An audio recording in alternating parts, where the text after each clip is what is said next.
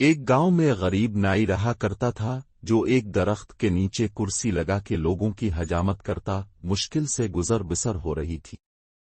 اس کے پاس رہنے کو نہ گھر تھا، نہ بیوی تھی، نہ بچے تھے، صرف ایک چادر اور ایک تکیا اس کی ملکیت تھی۔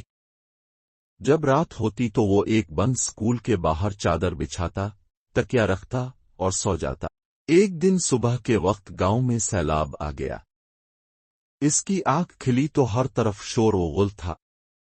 وہ اٹھا اور سکول کے ساتھ بنی ٹینکی پر چڑھ گیا، چادر بچھائی، دیوار کے ساتھ تکیا لگایا اور لیٹ کر لوگوں کو دیکھنے لگا۔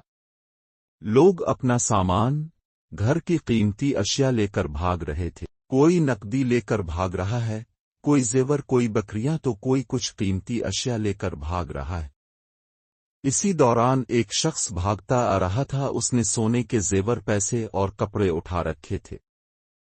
جب وہ شخص اس نائی کے پاس سے گزرا اور اسے سکون سے لیٹے ہوئے دیکھا تو غصے سے بولا، اوئے ساڈی ہر چیز اجڑ گئی اے، ساڈی جان تی بنی اے، تی تو ایتھے سکون نال لما پیا ہویا اے۔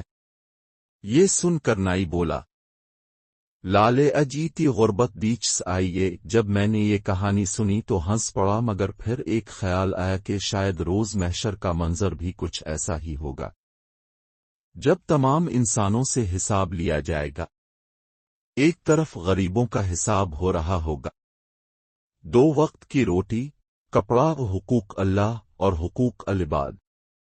ایک طرف امیروں کا حساب ہو رہا ہوگا، پلازے، دکانیں، فیکٹریاں، گاڑیاں، بنگلے، سونا اور زورات ملازم، پیسہ، حلال حرام، عیش و آرام، زکوٰۃ، حقوق اللہ، حقوق العباد۔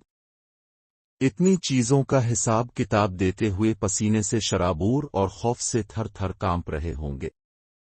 تب شاید اسی نائی کی طرح غریب ان امیروں کو دیکھ رہے ہوں گے، چہرے پر ایک عجیب سا سکون، اور شاید دل ہی دل میں کہہ رہے ہوں گے، اج ایتی غربت دیچس آئی۔